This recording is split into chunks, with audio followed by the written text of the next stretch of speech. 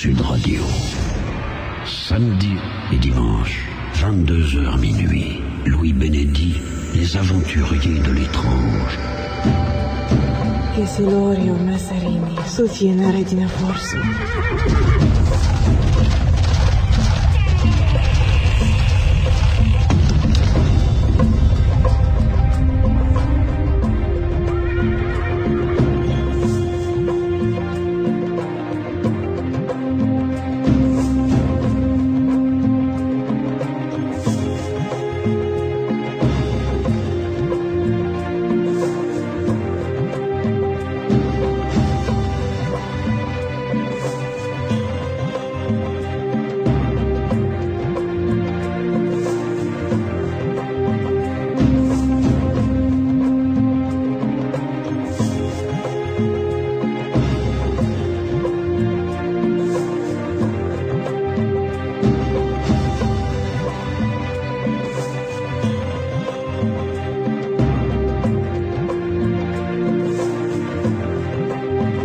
Bonsoir et bienvenue dans les Aventuriers de l'étrange sur Sud Radio. Je suis ravi ce soir de vous retrouver car ce soir nous allons partir à la découverte des cathédrales et de leurs messages. Ces monuments gigantesques, ces vaisseaux sublimes ont été réalisés selon un certain plan avec des objectifs précis.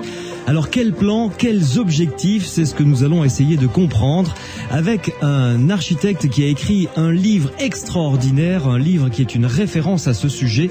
Le titre de ce livre, c'est Cathédrale, le verbe géométrique. C'est aux éditions Guy Trédaniel. Et l'auteur de ce livre qui est mon invité ce soir, c'est Thierry de Champrise. Bonsoir. Bonsoir. Merci d'être avec nous dans les Aventuriers de l'étrange. Je le disais, votre livre est un véritable monument. Alors, vous qui nous écoutez, si vous connaissez des cathédrales, si vous vous posez des questions sur leur architecture, leur orientation, leurs façades qui sont somptueuses, eh bien, vous pouvez nous rejoindre en nous posant vos questions, en nous soumettant vos réactions, qui sont évidemment, vous le savez, les bienvenues tous les samedis et dimanches soirs dans les Aventuriers de l'étrange sur Sud Radio. Standard, c'est Karine qui est derrière le standard. Vous pouvez la contacter au 0826 300 300. 0826 300 300, c'est un numéro qui n'est pas surtaxé, je m'empresse de vous le préciser. Vous pouvez également nous contacter par SMS. Sur votre portable, vous tapez le mot Sud, vous laissez un espace et vous rédigez ensuite votre question, votre réaction et vous envoyez le tout au 71 200. Thierry de Champrise, je suis absolument ravi de vous recevoir car j'ai eu l'occasion à 2-3 reprises de découvrir votre livre dans plusieurs librairies, librairies ésotériques notamment dans le sud de la France et j'ai trouvé ce livre absolument majestueux, qui a dû réclamer un travail extraordinaire. Alors, avant de parler de nos cathédrales et du travail que vous avez fait, pourquoi est-ce que vous vous êtes intéressé aux cathédrales? Vous auriez pu prendre plusieurs autres sujets, même en tant qu'architecte.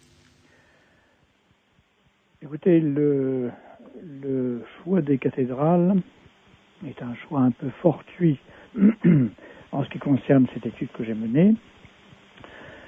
Je suis parti tout simplement d'une constatation assez étrange, c'est que certains livres, et pas des moindres, enfin d'auteurs qui sont quand même réputés, comme Mathilde Aguica, qui a écrit notamment sur le nombre d'or, prétendaient que le nombre d'or avait été oublié au Moyen-Âge.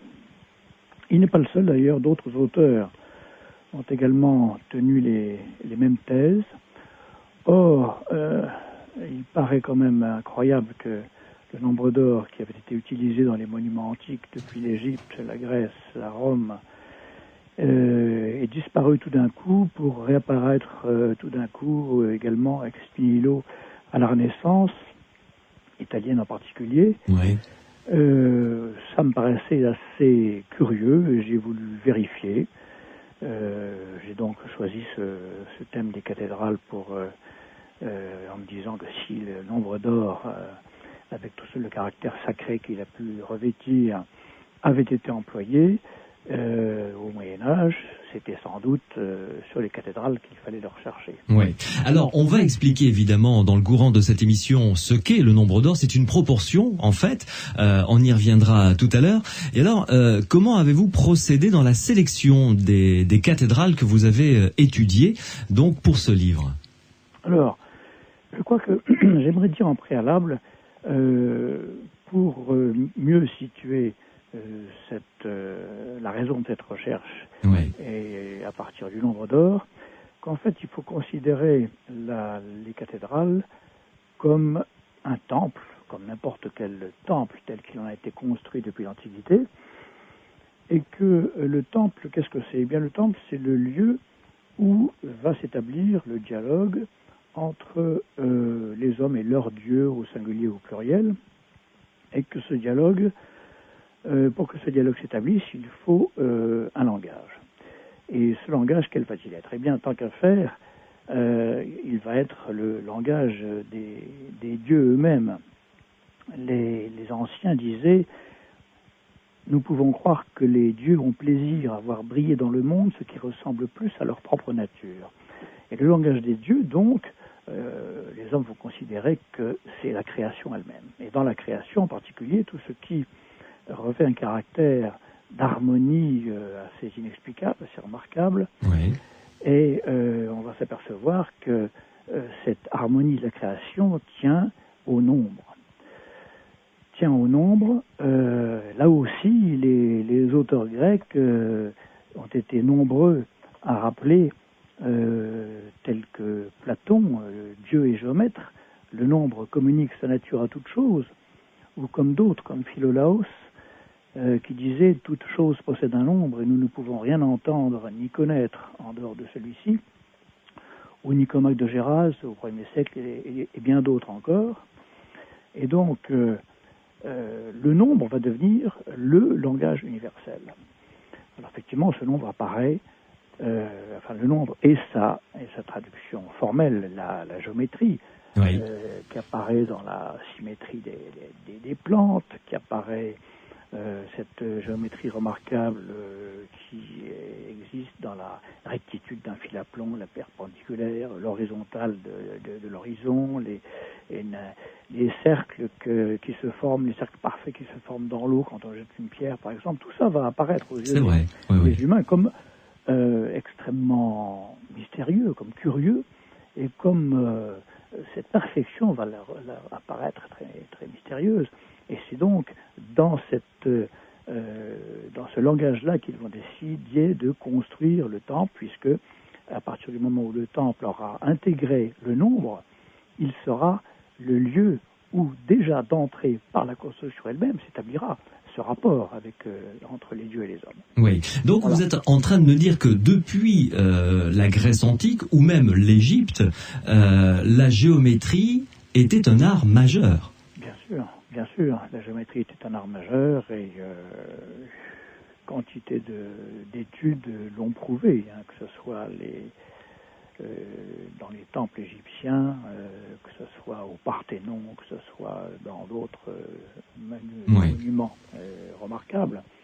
Le nombre donc a été employé de façon systématique.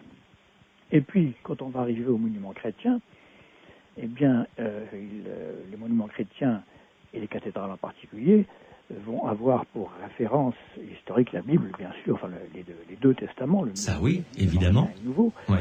Et la Bible est pleine également de nombres, et ces nombres qui sont un langage précis,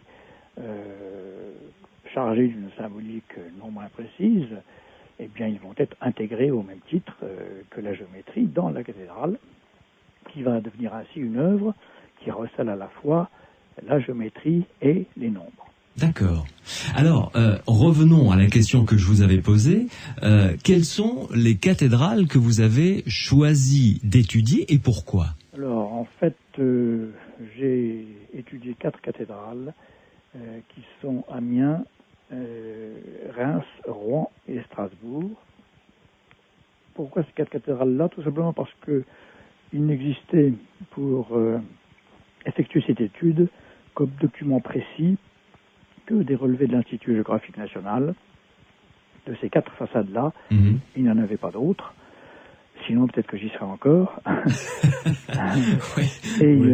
Donc, il me fallait, pour mener cette étude, des documents extrêmement précis. Il y a eu trop d'ouvrages qui sont parus, qui ont voulu traiter du sujet de façon trop imprécise, à la fois dans l'étude elle-même et ensuite dans les documents qui ont été choisis. Or, les relevés de l'Institut géographique national sont précis à l'épaisseur du trait près, c'est-à-dire que ça représente entre un 2/1000 et un 5/1000 de précision.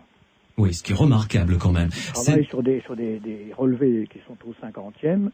Une façade, donc la façade de Reims, de Rouen par exemple, quand on travaille dessus, c'est un document qui fait 80 cm de large par 1,20 m de haut, donc qui est dessiné avec des traits qui sont au 10e de millimètre, et on est certain de l'absolue exactitude de ces relevés. Et alors, toutes ont été construites à partir de 1200 et quelques. Oui, même avant 1200. Oui. Même avant 1200, Notre-Dame a été construite avant 1200. Et Chartres se trouve à cheval sur cette date, de 1195 à 1225. Et puis ensuite, les autres viennent à peu près dans la même époque, au XIIIe siècle, qui a une si grande importance dans la construction gothique en particulier. Oui, c'est donc cette époque-là. Oui. Et alors, vous dites, parce que là c'est un terme d'architecte, j'imagine, vous parlez de rythme dans une construction. Qu'est-ce que vous entendez par là quand vous parlez de rythme dans une cathédrale ou dans une construction ? En musique, j'imagine ce que c'est. Mais en construction, c'est quoi ? Écoutez, c'est un petit peu semblable. Ouais. Il y a plusieurs rythmes. On peut lire ou on peut déchiffrer plusieurs rythmes. Il y a des rythmes simples qui sont donnés par une colonnade simple. Bon, la colonnade établit un rythme. Bien. Vous avez des colonnades qui sont faites de doubles colonnes qui alternent entre des arcades et des linteaux, et une arcade à linteau, etc. C'est une autre sorte de rythme plus composé. Vous avez dans les cloîtres romans, par exemple, à Moissac, vous avez un rythme simple. À Moissac, qui est un très beau cloître, oui, c'est vrai, dans le Tarn. Et puis, en revanche, si vous allez au Toronnet, vous allez ailleurs, vous avez sous une grande arcade, vous avez une subdivision en 3 ou 4 petites arcades, et c'est donc une succession d'arcades regroupées par 3 qui donne le rythme. Bien. Vous avez aussi comme notion de rythme des rapports de longueur qu'on retrouve au fil de la lecture d'une façade, et vous pouvez aussi avoir là aussi des rythmes donnés par des rapports de surface. En peinture notamment, en sculpture c'est encore autre chose, ça peut être donné par la répétition, la récurrence d'un certain nombre de directions, d'une gestuelle. Je pense notamment à certaines sculptures romanes comme au tympan de Vézelay, où là vraiment il y a un rythme qui est donné par la gestuelle des personnages, par toute une écriture qui reste très très homogène et en même temps très vivante. Et voilà, en gros, on peut parler de rythme également, si je vous ai bien compris. Donc, par exemple, en parlant des temples grecs avec leur colonnade, leur enfilade de colonnes, qui donnent aussi un rythme, c'est ça, au monument. Bien sûr. C'est pareil. Voilà. Oui, tout à fait. Comme dans les grands temples égyptiens, pareil, avec ces immenses salles et ces colonnes qui donnent également un autre rythme. Oui, de même que vous pouvez également lire des rythmes horizontaux, enfin dans le sens vertical. Oui, tout à fait. Oui. D'accord. Et alors, vous citez donc, vous avez cité Platon, évidemment, dans une de vos réponses en cette début d'émission. Mais Pythagore a été aussi un grand précurseur dans ce que j'appellerais la connaissance du nombre sacré, sa symbolique et la géométrie sacrée. Oui, bien sûr. Bon, là, ça nous prendrait trop de temps de détails. Il faut simplement savoir que Pythagore avait quand même été considéré un peu comme il avait été déifié à son époque. Il avait été considéré comme un grand homme, un génie, dans la mesure où il avait découvert que en appliquant les principes de médiété arithmétique et de médiété géométrique, je laisse les spécialistes piocher un petit peu la question, ouais. c'est trop difficile à expliquer. Ces deux médiétés, il y en a eu d'autres, il y en a eu 7 ou 8 médiétés qui ont été établies ainsi, dans les rapports entre le nombre 1 et le nombre 2. La première, la médiété arithmétique, avait donné naissance à la gamme musicale, hein, et puis la deuxième médiété, la médiété géométrique, a donné naissance au nombre d'or. Donc, notamment pour expliquer en ce qui nous concerne de plus près quel était l'apport de Pythagore en ce qui concerne ce nombre d'or. Voilà. Mais vous allez nous expliquer dans quelques instants ce qu'est justement le nombre d'or, puisque c'est une proportion. Donc là, il va falloir que vous nous fassiez comprendre ce qu'est le nombre d'or, puisque après, justement, nous allons entrer de plein pied dans ce que vous avez découvert en lisant, parce que le mot me semble bien choisi, en lisant les façades des cathédrales. Et vous avez réalisé un livre avec des résultats tout à fait étonnants. Donc nous allons lire avec mon invité dans Les Aventuriers de l'étrange sur Sud Radio, avec Thierry de Champris, les façades des cathédrales de Reims, de Strasbourg, d'Amiens et de Rouen.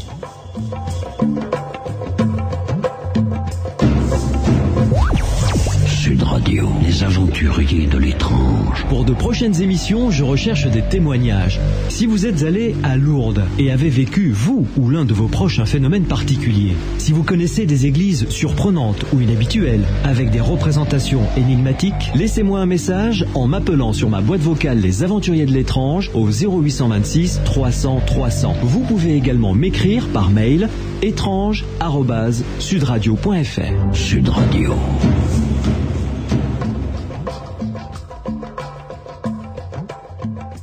Notre standard est à votre disposition, vous le savez, 0826 300 300. Si vous voulez poser des questions à notre invité, Thierry de Champris, qui est architecte et auteur d'un livre magnifique qui s'intitule Cathédrale, le verbe géométrique, aux éditions Trait Daniel. Vous pouvez également nous envoyer vos réactions, vos questions par SMS. Sur votre portable, vous tapez le mot Sud, vous laissez un espace et ensuite vous rédigez votre question, votre réaction et vous envoyez le tout au 71 200. Les aventuriers de l'étrange sur Sud Radio. Thierry de Champris, parlons un petit peu du nombre d'or. Ça va peut-être être compliqué parce que je sais que pour vous c'est beaucoup plus simple évidemment. Lorsque vous faites des conférences, vous pouvez montrer des schémas, vous pouvez montrer des graphiques, des photos, etc. Là en radio, malheureusement, ça n'est pas possible. Donc comment pouvez-vous nous expliquer ce qu'est le nombre d'or ? Et l'importance, parce que c'est extrêmement important. Alors, le nombre d'or résulte de ce qu'on appelait dans l'Antiquité le partage en moyenne et extrême raison d'un segment. C'est-à-dire que le nombre d'or a cette particularité d'engendrer par la proportion de deux segments qu'ils mettent en rapport l'un avec l'autre, d'engendrer une série à la fois vers les petites dimensions et vers les grandes dimensions, de rapports qui restent toujours les mêmes. Je m'explique. Le nombre d'or, c'est 1, 618, 034, si on veut pousser loin les décimales. Et si l'on multiplie une longueur donnée par ce nombre d'or, par exemple 1,618 que multiplié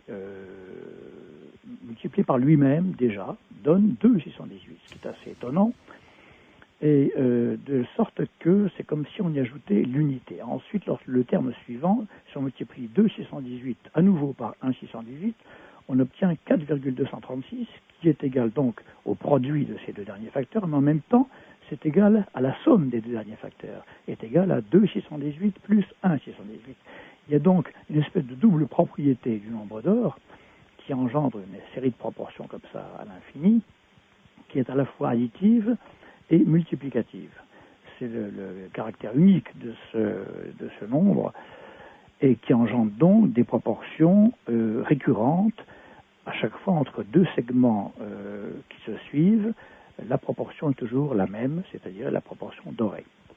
Et ce qui fait qu'on peut tracer comme ça, pour que les gens comprennent bien, un rectangle, par exemple, dit rectangle d'or, qui a une, comment dirais-je, une qualité esthétique qui est parfaite. Alors, de façon plus simple, et vous expliquer pourquoi c'est pratique, et pourquoi c'était pratique sur un chantier, les cathédrales en l'occurrence, c'est que si on prend un segment et qu'on prend sa section d'or, et qu'on le met à côté de ce segment, on a donc le rapport d'or entre ces deux segments-là. Et si on prend maintenant, si on ajoute, si on fait la somme de ces deux segments, elle sera elle-même en rapport d'or avec le plus grand des deux segments. Et on peut continuer ainsi en ajoutant à chaque fois la proportion précédente, on obtient le segment suivant qui est en proportion d'or avec le précédent, à chaque fois par addition. Oui. Bien. Et en même temps, la constante 1,618 intervient dans la mesure entre les deux segments successifs. Alors on peut le prendre d'une autre manière, le nombre d'or, qui est plus simple, qui est assez amusante. C'est ce qu'on appelle la suite de Fibonacci. Dont on a parlé dans le Da Vinci Code d'ailleurs. Alors, oui, je ne me souviens plus, mais c'est possible. C'était juste, voilà, pour le Fibonacci. Ouais, bon, tout à fait. Fibonacci, mathématicien. Vivait au XIIIe siècle. Et la suite de Fibonacci, c'est la suivante. On compte 1 plus 2 égale 1 plus 1 égale 2, 2 plus 1 égale 3, 3 plus 2 égale 5, 5 plus 3 égale 8, plus 5, 13, plus 8, 21, plus 13, 34, plus 21, 55, etc.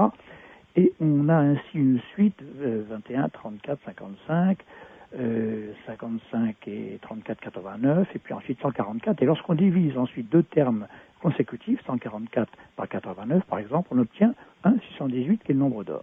Extraordinaire ça. Et ça peut se faire on commence avec 1 et 1, 2, mais on peut le faire avec n'importe quel nombre. À terme, on arrive toujours à ce nombre d'or. Oui. Voilà, c'est une autre façon de prendre le nombre d'or. Donc géométriquement, ça se traduit par l'addition du terme précédent. La somme des deux est en section d'or avec le segment le plus grand, le précédent. Et donc, c'est pratique parce que sur le chantier, il suffisait d'avoir deux segments en rapport d'or. On avait immédiatement toutes les autres sections, à la fois en croissant, si vous voulez, les mesures plus grandes et les mesures plus petites par déduction. Ouais. À la limite, ça permettait donc de traiter un chantier entièrement par report de ces mesures géométriques simples sans avoir recours au nombre. Ce qui pouvait être pratique à une époque où tout le monde ne manipulait pas forcément les nombres. Oui, tout le monde ne savait pas forcément lire et écrire. Ce qui n'exclut pas quand même que, bien sûr, à l'époque des cathédrales, on savait aussi utiliser les nombres. Oui, tout à fait. Oui. Et alors, ce qui est de tout à fait étonnant, c'est que ce nombre d'or s'applique, on le découvre dans la nature. Oui, alors... ça, c'est fascinant aussi. Alors, on le découvre dans la nature, dans toutes les symétries 5, les fleurs à 5 pétales, dans une quantité de plantes qui sont à symétrie 5, également dans le rythme de croissance, de disposition des tiges qui jaillissent d'une tige centrale,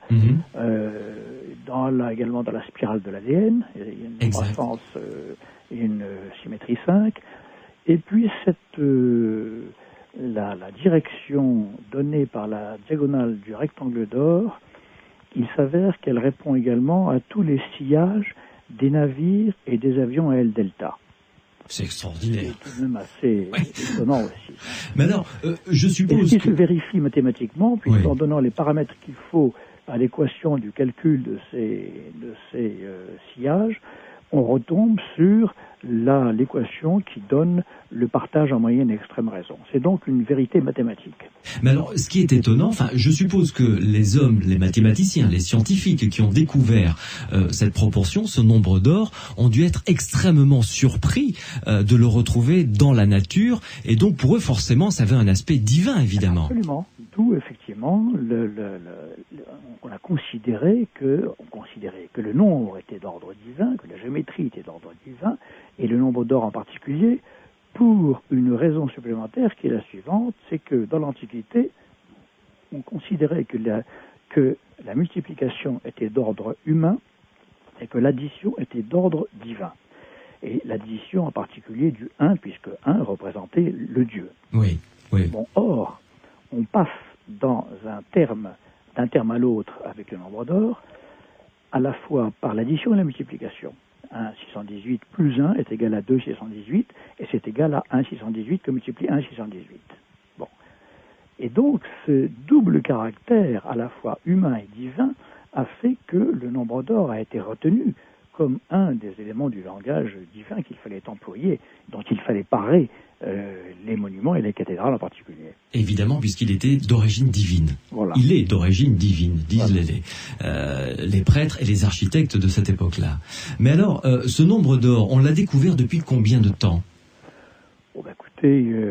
Parce que les Arabes, les Grecs l'ont utilisé également dans leur construction. Le monument le plus ancien qui recèle à l'évidence le nombre d'or, c'est la pyramide de Khéops. Si loin? Ah oui, bien sûr. La pyramide de Khéops, une des faces de la pyramide de Khéops, considérée dans son plan incliné, est constituée de 2 demi-rectangles d'or. C'est-à-dire que si je prends un rectangle d'or, je le mets en vertical et que je trace la diagonale, j'obtiens un triangle qui constitue la moitié d'une des faces de la pyramide de Khéops. Donc les Égyptiens avaient connaissance du nombre d'or, de cette proportion. Oui, bien sûr. Et ça se confirme également si on fait un petit peu l'analyse des bas-reliefs égyptiens ou de certains monuments. On s'aperçoit que le nombre d'or était utilisé de façon claire, simple, nette. Oui, tout à fait. Alors, parlons maintenant de nos cathédrales. Juste, on va passer assez rapidement, mais c'est intéressant pour que l'on comprenne un petit peu comment ces édifices étaient orientés, parce qu'ils n'étaient pas orientés n'importe comment, et leur construction débutait par tout simplement une canne et l'orientation que l'ombre allait prendre. Expliquez-nous un petit peu ça, parce que ça, c'est... cela de façon précise. Non, mais juste pour qu'on comprenne. Je vais vous en donner les principes parce qu'il y a d'autres auteurs qui l'ont fait beaucoup mieux que moi.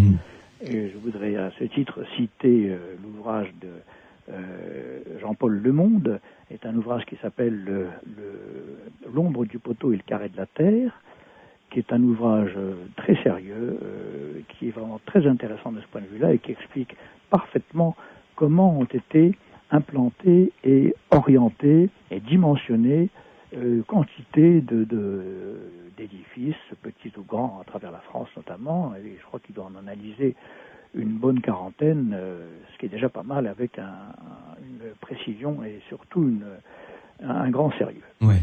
Bon, mais grosso modo, on peut considérer, par exemple, dans les cas les plus simples, que telle église dédiée à tel saint était orientée,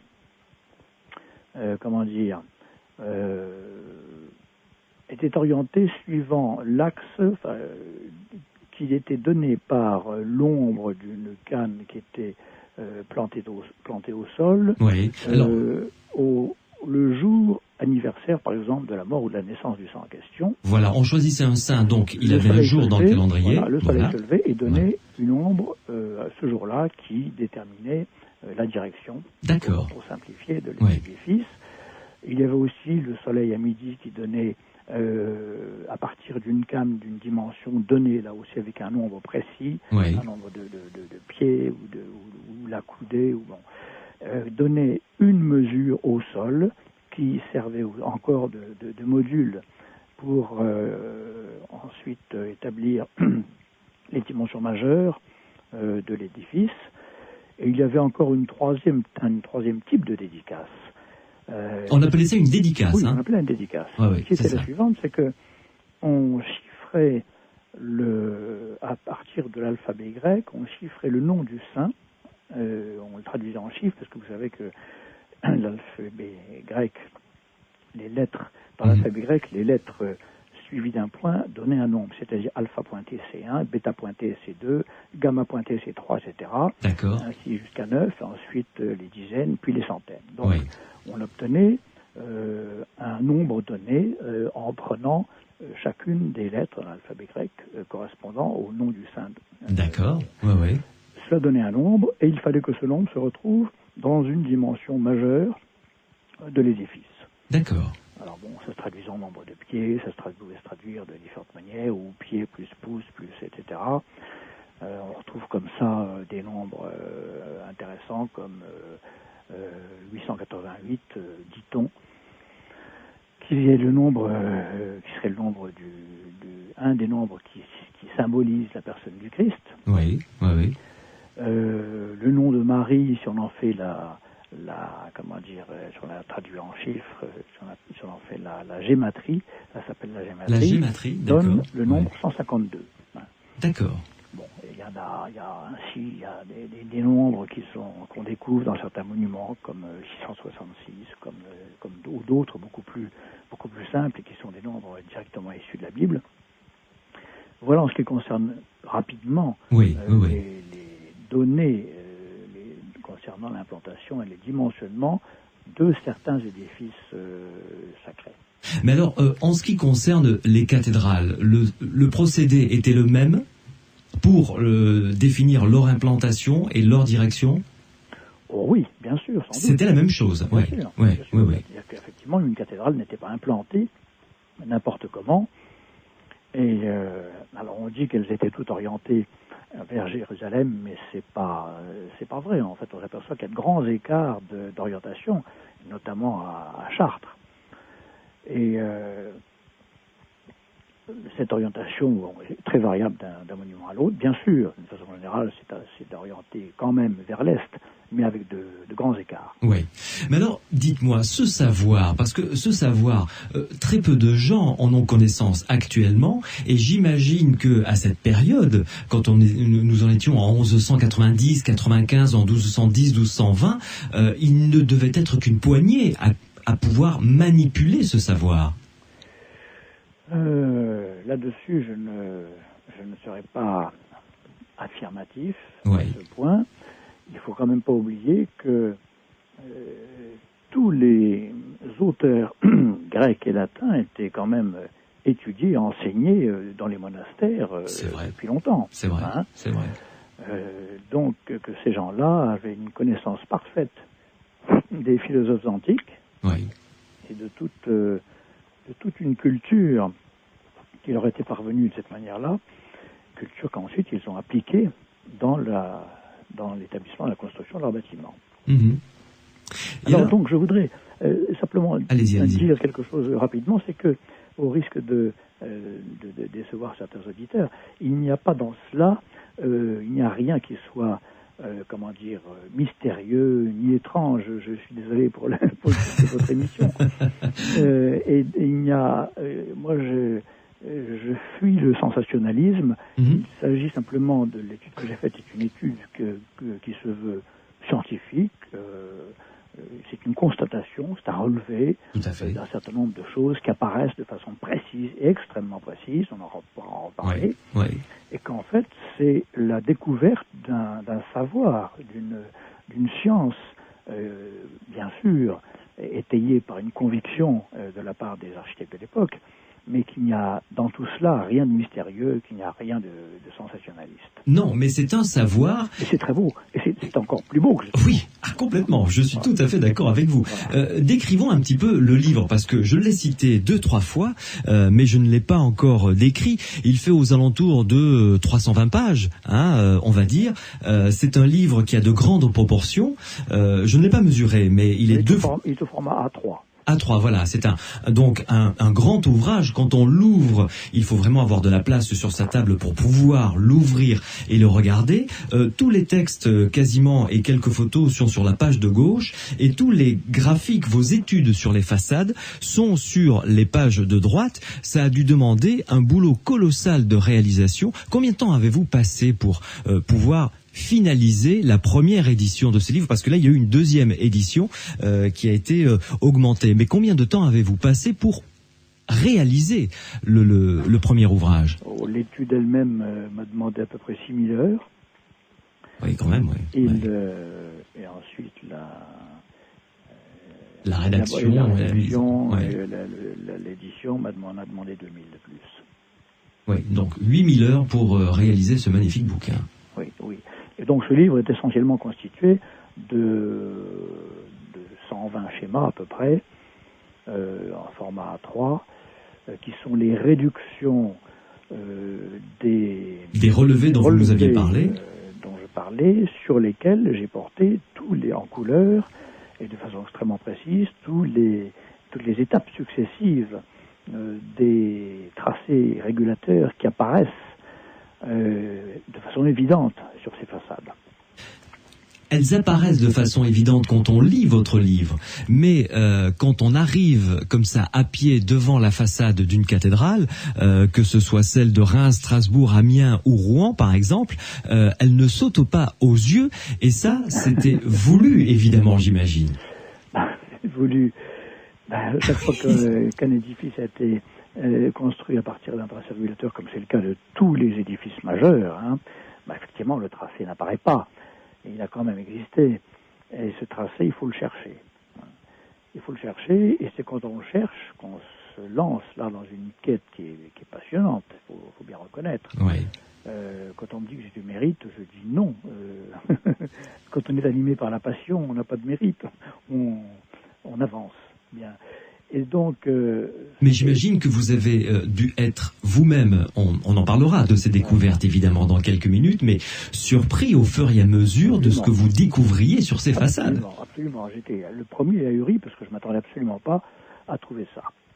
Ça a été par tâtonnements successifs, ça a été assez long, il m'a fallu un an avant d'arriver à m'apercevoir que toute la cathédrale de Reims, qui est la première que j'avais étudiée, était complètement construite à partir du nombre d'or, de bas en haut, et de façon, les schémas s'enchaînant de façon simple et naturelle.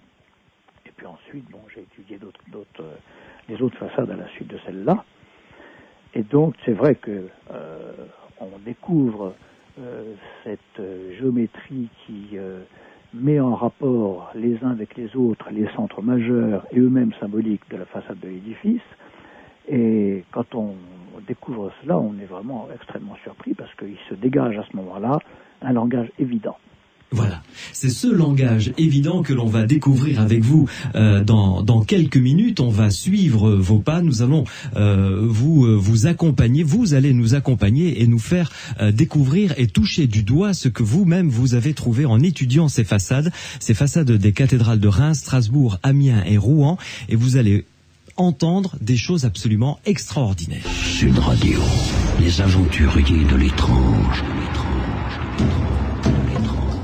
Ce soir, nous nous intéressons aux cathédrales, aux façades de cathédrales, et à la fin de l'émission, vous allez comprendre qu'il y a encore plein de travail à réaliser, parce que Thierry de Champris a ouvert une voie et il y a plein d'autres choses à découvrir concernant ces cathédrales. Le livre que je vous recommande, il est aux éditions Trait Daniel, Cathédrale, le verbe géométrique. C'est un livre, c'est un monument, ça tombe bien puisqu'on parle de cathédrale, format A3, comme nous l'a dit son auteur qui est mon invité ce soir sur Sud Radio. C'est un livre qui coûte un petit peu cher, c'est vrai, mais qui est vraiment, vraiment magnifique. J'avoue que j'ai eu beaucoup de plaisir à le montrer à tous mes collègues à la radio, même ceux qui n'y connaissent absolument rien en géométrie et en cathédrale. Tous sont ébahis par la qualité du livre. Thierry de Champris, je suppose que vous avez dû vivre ces mêmes sensations quand des personnes ont découvert votre livre. Il y a toujours cet éblouissement quand on l'ouvre le livre et on voit vos tracés sur ces façades de cathédrales. C'est vraiment très beau, ne serait-ce que esthétiquement à regarder. Oui, qu'est-ce que vous voulez que je vous réponde? C'est vrai, enfin, je vous le dis, c'est vraiment très beau, c'est vrai. C'est vraiment un très très bel ouvrage. Mais alors, pour pouvoir entrer dans vos recherches, dans les années 1190, 1200, 1210, ils n'utilisaient pas le même système métrique que nous actuellement en 2006. Oui, bien sûr. Alors là, il a fallu pour vous faire une certaine gymnastique pour vous remettre avec le système métrique qu'ils utilisaient à cette époque-là. Alors là, peut-être que, si vous permettez, on abordera ça peut-être un petit peu plus loin avec les nombres. D'accord. Parce que pour l'instant, il faut d'abord expliquer à peu près quels étaient les principes essentiels de cette géométrie. Pour comprendre comment pouvait s'en déduire un langage symbolique. Ouais. Le rectangle d'or est un rectangle dont les rapports des côtés entre eux sont dans le rapport 1,618. Le nombre d'or, voilà. Le nombre d'or.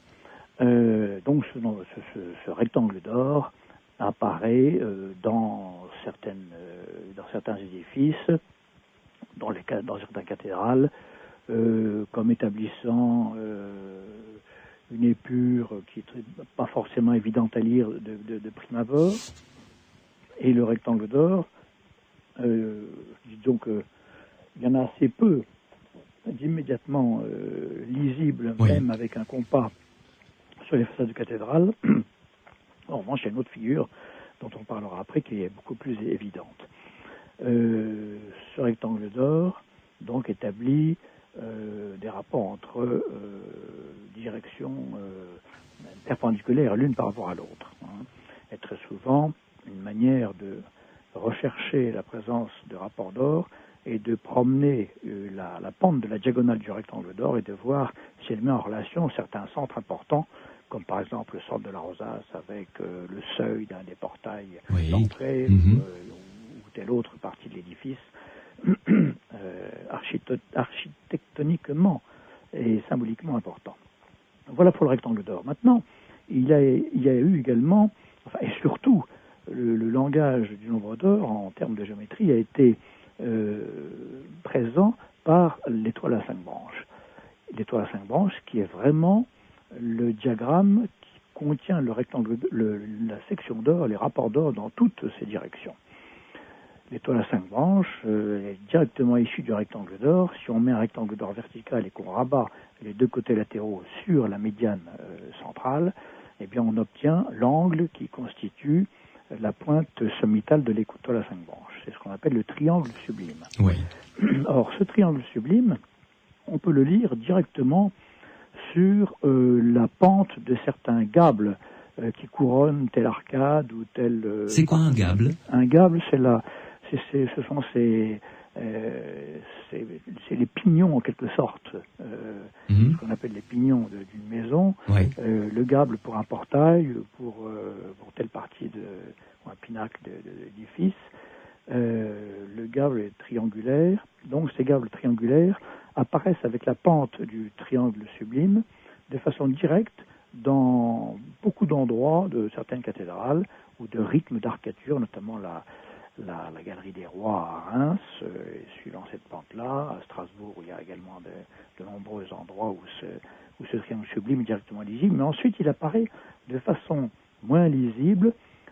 Par exemple, à Rouen, si on construit un triangle sublime en partant de l'axe des portails latéraux, on monte cette pente et on s'aperçoit que le triangle sublime vient culminer exactement à hauteur de la nef, c'est-à-dire à hauteur de l'arc qui, en façade, à Rouen, traduit exactement la hauteur de la nef. Oui, et là...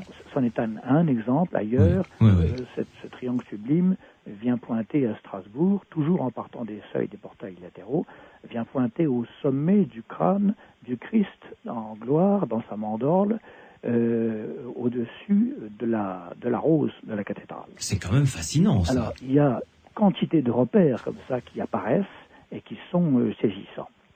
Alors, ce triangle sublime, par ailleurs, pourquoi a-t-il été choisi dans l'architecture chrétienne? Tout simplement parce que il faut faire également une petite parenthèse pour rappeler que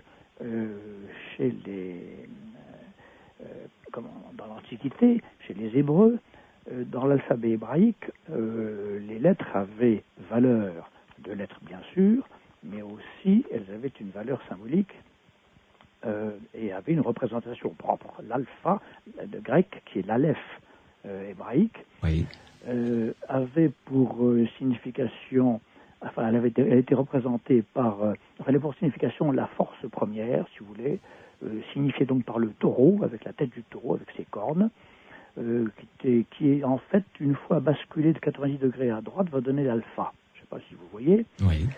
C'était l'aleph. Il avait donc pour nombre 1, puisque l'alpha pointé c'est 1, comme l'aleph pointé c'est 1. Le bet, qui est le bêta en hébreu, c'est donc le 2, etc. Le gamma donne le guimel, qui est de nombre 3, et que chez les Hébreux, donc ce symbolisme des lettres allait beaucoup plus loin, puisque le rapport de l'alpha au bêta, c'est-à-dire du nombre 1 au nombre 2, c'était le rapport de 1, qui est donc cette puissance première, le principe premier, au nombre 2, qui signifiait, le 2 était représenté par un idéogramme, c'était un rectangle allongé qui était ouvert en bas, qui signifiait la demeure, ce qui abrite. L'abri, voilà, c'est ça. Par extension, c'était la terre, c'était le sein maternel, la terre qui contient la nature. Bon, la terre fertile est fertilisée. Et donc, le rapport du 1 au 2, c'était le rapport de l'Aleph au Bet, et c'était le rapport du ciel à la terre. D'accord. Et cette symbolique du rapport du 1 au 2 est très importante, parce qu'elle va se retrouver justement dans l'architecture des cathédrales, notamment par ce triangle sublime. Pourquoi ? Parce que le triangle sublime a pour valeur d'angle au sommet 36 degrés, et les deux angles à la base font 72 degrés. Or, 36, c'est la moitié de 72. Exact. Donc, si on donne 1 pour valeur à l'angle supérieur, on aura 2 pour valeur pour les angles inférieurs. Exact. L'angle supérieur désignant le ciel, de valeur 1, les angles inférieurs s'appuyant au sol et désignant la terre, elle-même de valeur 2. Et là, on voit se dégager un langage. Voilà, on voit se dégager là un langage, puisque du coup, le triangle sublime, c'est le triangle qui unit le ciel à la terre. Exact. Hein ? Donc, beaucoup de cathédrales vont être construites à partir de ce triangle sublime, qui va mettre en relation telle partie importante de la cathédrale, symboliquement importante, par exemple le centre de la rosace, comme je le disais, avec les seuils d'entrée par lesquels on entre dans l'édifice, ou tel autre enchaînement. Et puis, à partir du triangle sublime, on va construire l'étoile à 5 branches. Et l'étoile à 5 branches, là encore, va nous permettre de découvrir d'autres coïncidences absolument extraordinaires de précision, je dis bien, puisque quand on construit une étoile à 5 branches sur les axes des portails, par exemple de Reims, non pas à Reims, mais à Rouen, à Strasbourg et à Amiens, eh bien cette étoile à 5 branches, pour l'une, donne la largeur hors tout exactement, d'autres intersections de l'étoile donnent les axes des contreforts, tout ça en vertical. En horizontal, ça donne tel sommet d'arc, telle corniche, ou puis ensuite telle hauteur définitive. À chaque fois, ça donne des choses différentes suivant la cathédrale, mais à chaque fois, ça donne des éléments d'une importance symbolique sur l'édifice qu'on ne peut pas se permettre de négliger et qui ne sont pas du hasard. Voilà, ça n'est pas du hasard, donc c'est un vrai langage, c'est une véritable écriture qui a été réalisée sciemment, évidemment. Exactement. Alors, suivant que telle ou telle partie de l'édifice et de la statuaire qui accompagne aussi, qui accompagne ce langage. À tel point précis de cette géométrie d'or, que ce soit l'étoile, que ce soit le rectangle ou autre, ça revêt une signification différente, et surtout la signification est différente par la manière dont les éléments de la cathédrale sont réunis par telle figure symbolique. Et les éléments de la cathédrale eux-mêmes symboliques. Donnez-nous un exemple. Un exemple, comme je vous le disais, par exemple, le premier, si on prend Rouen, ce triangle sublime qui construit au sol le seuil d'entrée. Oui, tout à fait. Le milieu exactement, on construit le triangle sublime et on s'aperçoit qu'il vient donner à son sommet exactement la hauteur de l'arc brisé qui en façade est la traduction de la hauteur de la nef qui est derrière dans l'édifice. C'est donc une figure géométrique qui réunit symboliquement le ciel et la terre. Oui, le chrétien qui rentre dans l'édifice humblement et qui lui désigne le point de réalisation supérieur que constitue le sommet de la nef. C'est fabuleux. Puisque dans la parole du Christ lui-même, l'homme est le temple privilégié de Dieu. Il y a donc à chaque fois une une résonance entre la symbolique de la cathédrale et l'être lui-même. Et alors, revenons à ce que vous appelez le pentagone étoilé, c'est-à-dire cette étoile à 5 branches. Quelle est la symbolique de ce pentagone étoilé? Alors, l'étoile à 5 branches était déjà considérée chez les pythagoriciens comme une figure géométrique très importante, c'était leur emblème. Alors pourquoi? Parce que, d'une part, l'étoile à 5 branches réunit toutes les qualités harmoniques dues au nombre d'or dans ses proportions. C'est la perfection géométrique par le nombre d'or. D'accord. Bon. Et en même temps, elle est l'image de l'homme par les jambes écartées, par les branches basses appuyées au sol qui sont les jambes en position stable, voilà. Les grandes branches latérales qui sont les bras grands ouverts, et le triangle supérieur qui est le triangle de l'esprit qui représente la tête. Voilà. Donc, autrement dit, on connaît tous ce dessin de Léonard de Vinci. Voilà. Et puis il y en a eu d'autres. Oui, bien sûr. Oui. Autrement dit, l'étoile à 5 branches est à la fois la perfection et l'homme.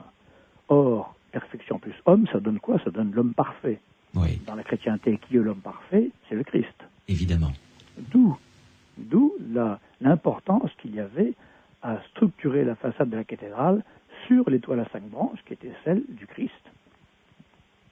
Et c'est ce que vous avez découvert, vous, en étudiant ces façades. Voilà, c'est ce qu'on a découvert, entre autres, enfin, disons que c'est le message le plus élémentaire qui puisse se lire sur les cathédrales, parce qu'ensuite, l'étoile à 5 branches va parfois même au-delà, à la fois dans ses dimensions générales, parce qu'elle désigne en même temps dans sa structure intérieure, parce que quand on retrace à l'intérieur du pentagone que constitue le croisement des branches d'une étoile, on retrace une étoile à l'envers, on retombe encore sur des points importants de la façade. Oui. Ou à rond, par exemple, on s'aperçoit que l'étoile à 5 branches, construite comme je l'ai dit, si on la fait monter verticalement sur le même axe central, désigne tour à tour, met en relation tour à tour, dans 3 à 4 positions très très claires, des éléments très importants. Et donc là, on peut y lire une espèce d'ascension qui est d'autant plus intéressante que la position culminante de cette étoile, il y a une position culminante de l'étoile qui repose par l'intermédiaire de son sacrum, en quelque sorte, disons le sexe de l'étoile, la partie, le croisement des 2 branches basses. Oui. Elle repose par ce point-là sur le triangle sublime du sommet de la nef en question. Et ce chevauchement de ce triangle sublime avec son étoile par-dessus, l'étoile donc qui a même largeur de base que le triangle sublime, eh bien le chevauchement des deux donne la hauteur totale de la cathédrale au niveau des flèches centrales. Oui, le point le plus haut. Le point le plus haut. Il y a là un message qui est magnifique. Bon, c'est difficile de l'expliquer comme ça, mais enfin là, on peut y lire précisément l'ascension de la personne du Christ au terme d'une vie de spiritualisme indiquée ici par le triangle sublime, qui part des 2 seuils pour atteindre le sommet de la nef. Le Christ qui vient chevaucher donc à partir du sommet de la nef ce triangle sublime pour donner la culmination, la hauteur supérieure de tout l'édifice. C'est superbe. Et alors, il y a d'autres exemples comme ça. J'imagine, revenons sur cet exemple parce que je le trouve magnifique, et quand on a la façade de la cathédrale en face avec vos tracés des différents pentagones comme ça qui montent cette progression du bas vers le plus haut, vers le ciel, vers ce point culminant, j'imagine que lorsque vous avez fait cette découverte, ça a dû être un grand moment, parce que là il y a un vrai message aussi vieux que le monde, si j'ose dire. Oui, c'est vrai que ça m'a valu des grands moments de bonheur de découvrir tout cela, quel que soit l'édifice d'ailleurs sur la cathédrale. Et quand on arrive à Strasbourg, on découvre des choses tellement éblouissantes que Strasbourg est dans cette série des 4 cathédrales que j'ai étudiées, l'édifice le plus étonnant, éblouissant. Et c'est vrai qu'on découvre des choses qui sont extraordinaires et auxquelles on ne s'attend pas. C'est là que c'est intéressant. Eh oui, justement, c'est ça. C'est ça qui est vraiment surprenant. Il faut à chaque fois effectuer s'efforcer d'en faire une lecture la plus objective et difficile, parce que ce qui est objectif, c'est de constater que telle figure relie tel point. Ensuite, en proposer une lecture symbolique, il est évident qu'à partir de ce moment-là, intervient une notion une interprétation, une notion subjective que là, bon, d'accord. Bon, bien sûr, mais là je ne m'en défends pas. Simplement, il y a des lectures qui sont évidentes, qui sont simples et qui sont corroborées parfois par d'autres figures géométriques ou corroborées par d'autres exemples sur d'autres cathédrales. Oui. Une pause rapidement, Thierry de Champris, et ensuite nous allons parler de la cathédrale de Strasbourg que vous avez juste évoquée, car elle recèle également, elle aussi, vous l'avez mis en évidence dans votre ouvrage, des messages absolument extraordinaires. Sud Radio, les aventuriers de l'étrange. Nous parlons des cathédrales et du message que les concepteurs de ces cathédrales ont laissé à ceux et celles qui savent lire la façade des cathédrales. Je vous recommande à ce propos le livre de mon invité de ce soir, Cathédrale, le verbe géométrique, aux éditions Très Daniel. Thierry de Champris, architecte, est en ma compagnie. Thierry de Champris, je suppose que après avoir rédigé, finalisé votre livre, vous ne regardez plus les monuments, que ce soit une petite église ou que ce soit une cathédrale peut-être plus importante, de la même manière maintenant. Ben oui, c'est évident. Là, vous avez un œil aguerri qui regarde autre chose. Ben oui, on s'est dit, qu'est-ce qu'il y a derrière cette façade-là et je suis très souvent tenté de m'enquérir du relevé de telle façade pour l'étudier et voir qu'est-ce qu'il y a derrière, quoi. C'est sans fin. Oui, j'imagine. Alors, parlons de la cathédrale de Strasbourg. De la façade de la cathédrale de Strasbourg. Comment dire? Après, d'ailleurs, dans l'ordre sur mon livre, il y a Rouen, Amiens, Reims et Strasbourg. Oui. Parce que Strasbourg est une espèce de résumé de la science des trois autres, des trois autres que j'ai étudiés. On parlera d'Amiens avec le Pentagone inversé, qui est intéressant également. Mais Strasbourg, pour commencer.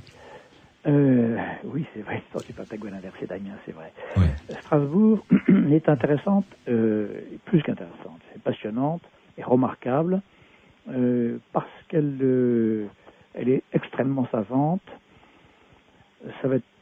Je m'excuse, ça va être très difficile quand même d'arriver à expliquer ça. Elle réunit à la fois un tracé géométrique à partir du nombre d'or, donc il y a un tracé irrationnel, et en même temps un tracé modulaire d'éléments réguliers qui constitue la base d'un langage par le nombre en plus, et qui vient se chevaucher au tracé du nombre d'or de façon étonnamment précise et incroyable. D'ailleurs, ce mariage entre les deux tracés est une prouesse en soi. C'est un virtuose qui l'a dessiné. C'est un virtuose, et qui plus est, troisième élément qui vient encore donner cette dimension à Strasbourg, il s'avère que en lisant de plus près la statuaire de Strasbourg, on s'aperçoit que Salomon, au-dessus du portail central, repose sur un trône qui est entouré à droite et gauche des escaliers tels qui sont décrits dans le livre de la sagesse. Il repose sur un trône qui est orné en dessous de deux rangées de fleurons, de deux rangées de 4 fleurons. La première rangée, il y a 3 fleurons bien ouverts, le quatrième est refermé sur lui-même, et la deuxième rangée, en dessous, est faite de 4 fleurons bien ouverts. Ce qu'un chercheur avait déjà établi comme étant 3 et 1 sur la première rangée, et 4 sur la deuxième, ce qui donne 3-1-4, c'est-à-dire 3-14.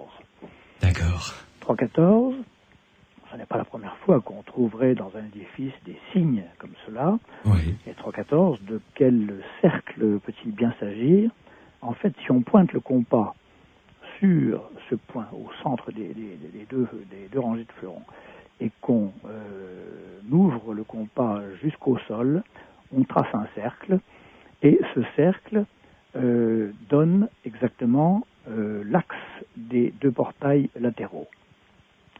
Qui plus est, ce cercle s'avère être le cercle inscrit dans le triangle constitué des deux diagonales des rectangles d'or dont est constitué le principal de la partie basse de la façade de la cathédrale, celle qui avait été édifiée du vivant même de son architecte, maître Erwin de Steinbach.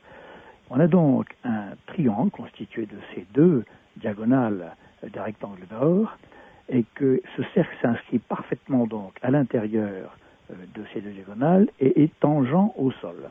Et on se trouve là avec un diagramme qui rappelle étrangement, qui ne peut pas ne pas faire penser aux pyramides, et à Khéops en particulier, puisque Khéops, précisément, le diagramme d'une des phases de Khéops considérées dans son plan, sont ces deux moitiés de rectangle d'or, ou enfin du moins ces deux rectangles d'or dont on ne garde que les diagonales, et qui donnent la forme exacte des façades. Et donc, ce cercle dans ce triangle, si on l'assimile au soleil levant de la pyramide de Khéops, nous fait nous rappeler que Khéops est orienté de façon absolument remarquable sur les points cardinaux, et que notamment au soleil levant, des photos aériennes ont été prises qui montrent que la pyramide, les faces nord et sud de la pyramide, autrement dit celles qui sont à jour frisant au soleil levant et au soleil couchant, sont constituées de deux demi-faces légèrement en creux, de sorte que lorsque le soleil se lève, il éclaire à jour frisant les deux demi-faces qui la regardent. Les deux autres demi-faces sont un peu dans l'ombre, et pareil au soleil couchant. Bon. Donc cette espèce de précision, cette espèce de tangence du soleil, des rayons de soleil, qui vient effleurer et donner cette propriété, faire découvrir cette propriété de la pyramide. Quand on voit à Strasbourg le triangle avec le cercle dedans qui est tangent aux faces, ça nous fait penser un petit peu à ça. Et c'est marqué. C'est ça qui est fou. Il y a effectivement le centre de ce cercle qui est indiqué comme un centre majeur. Et alors, à ce moment-là, on se dit, mais que va donner le soleil à midi? Alors, on cherche un petit peu, et en piquant le compas sur l'un des points à la base de ce triangle constitué des deux diagonales du rectangle d'or, et on prend ça pour centre, et on prend pour rayon la distance au centre du cercle inscrit, justement, qui représente ce soleil levant, tangent sur l'horizon. Bon. On prend ça pour rayon, on remonte à la verticale, et on trouve quoi? On trouve exactement l'altitude du centre de la rosace. L'altitude du centre de la rosace, qui est effectivement le soleil dans sa position la plus haute dans l'église, c'est la lumière la plus haute. Oui. Et tout est comme ça. Bon, et donc il y a toute une série de rapports au cosmos, puisque plus loin, avec la même épure, on va s'apercevoir que cette même épure va nous donner le solstice d'été, et puis le solstice d'hiver, et enfin les équinoxes. Tout ça en partant d'une épure extrêmement simple, qui est celle de ces deux diagonales du rectangle. Voilà pour Strasbourg qui est tout à fait extraordinaire de ce point de vue, parce que l'épure est très simple, c'est pas alambiqué du tout, et qu'elle nous révèle une connaissance magistrale des concepteurs au soleil, sans compter qu'il y a en plus par ce tracé modulaire la mise en valeur d'un nombre c'est trop compliqué à expliquer, mais la mise en valeur de nombres qui finissent par aboutir à une symbolique du jugement dernier, donnée par encore une autre figure sur cette cathédrale de Strasbourg. Voilà, bon. C'est très difficile à comprendre quand on n'a pas les schémas sous les yeux. Mais alors c'est Une question se pose quand même, Thierry de Champris. Comment un concepteur le concepteur de cette cathédrale a pu avoir cette connaissance? Il n'y en a pas beaucoup qui sont partis aller voir la pyramide de Gizeh. Je crois que là, il faut quand même admettre que ces gens-là, d'abord, n'étaient pas des imbéciles. Ah non, loin de là. Et la preuve, on l'a sous les yeux, ça je suis d'accord. Ensuite, qu'ils connaissaient peut-être beaucoup plus qu'on a voulu le croire. Il ne faut pas oublier qu'il y avait eu les croisades. Et que des croisades étaient revenues, c'est quand même avait permis d'établir un certain nombre de relations privilégiées avec des gens éminents dans ces pays. Et qu'il y a eu sans doute donc des rapports extrêmement intéressants entre gens savants. Donc il y a eu un savoir indéniable qui a été ramené à l'occasion des croisades, et puis qu'ensuite Maître Erwin de Steinbach était quand même le grand maître du Bauhütte, c'est-à-dire de la société en quelque sorte qui regroupait tous les constructeurs de l'Europe à l'époque, et qu'il avait donc à sa disposition des gens éminents, des gens étonnamment cultivés dans tous les domaines, mais alors, maîtres, et que il a créé du coup un édifice qui est magistral, c'est le cas de le dire. Mais alors, comment est-ce que il a pu construire cet édifice? Parce que cet édifice s'est construit sous l'égide de l'Église, nous sommes d'accord? Bien sûr. Alors, qui traçait les plans? Le chapitre lui-même donnait les instructions. Le chapitre, c'est en quelque sorte le commanditaire, pour vulgariser. Voilà. Quoi, donnait les instructions. Et ces instructions étaient quand même relativement précises pour un certain nombre de choses. Le chapitre voulait que la cathédrale soit et telle dimension, enfin autant quoi, puisse contenir tant de fidèles. Elle serait dédiée à tel saint, ou à la Vierge Marie, ou etc.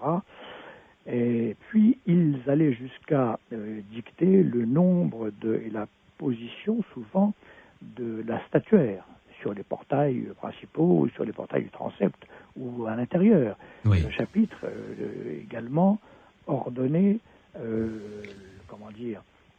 établissait l'ordre des vitraux, de ce que racontaient les vitraux.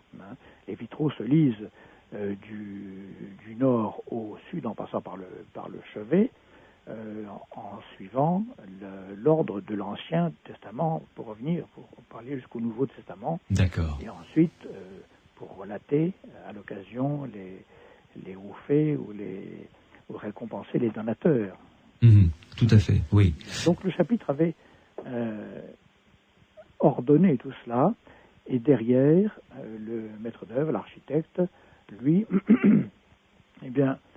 il avait quand même heureusement une assez grande marge pour créer son édifice, et c'est à partir du moment où il avait cette grande marge, il lui était possible de dire beaucoup de choses qui étaient de l'ordre de ses convictions propres. Et c'est là que c'est intéressant sans doute d'étudier un peu le symbolisme, le message qui se dégage de cette géométrie, c'est que on découvre dedans des éléments qui n'auraient pas été forcément du goût de l'Église de l'époque, dépasser le cadre des dogmes, d'où sans doute peut-être une partie du chapitre ou une partie de cette géométrie devait être connue ou était à la limite demandée par le chapitre, et l'autre était du seul fait de l'architecte qui décidait de composer son édifice à partir d'une géométrie qui répondait dans son esprit à ses convictions, religion, voire philosophiques. Voilà, c'est ça. Donc, il le faisait à couvert, en quelque sorte. Ce sont des messages codés, secrets, laissés par ces architectes. Voilà. Ce qui est quand même étonnant. Cette découverte est pour le moins surprenante. Du moins c'est moi l'interprétation que j'en fais, parce que il y a certaines... certains éléments de la cathédrale de Strasbourg, notamment, qui montrent qu'à l'époque, on avait forcément connaissance de la rotondité de la Terre. Bon, ça, on sait qu'on avait connaissance de la rotondité de la Terre depuis depuis les Grecs, qui avaient quand même réussi à établir la circonférence de la Terre à 300 km près, ce qui était pas mal. Oui. Mais au Moyen-Âge, à un moment donné, pour des questions de dogme, il a été question d'une Terre qui était carrée. Oui, Galilée, d'ailleurs, on connaît son histoire, oui. Bon. Et puis, finalement, la vérité, peu à peu, est réapparue. Mais ça n'était pas la seule chose. Et donc, il y a, ça c'est un exemple, mais il y a d'autres exemples qui sont d'un tout autre ordre, à Reims notamment, dans des figures géométriques qui mettent en valeur les rapports de la Vierge à qui cette cathédrale était dédiée, à son fils, le Christ, de manière troublante. Là, je ne peux pas non plus le décrire trop en détail parce que c'est trop compliqué à comprendre. Enfin, il faut voir les schémas. Il faut voir les schémas sous les yeux. Mais il est évident qu'il y avait là des éléments qui étaient de l'ordre de l'inspiration de l'architecte et surtout de ses convictions. C'est-à-dire, le message était quoi en clair ? Le message était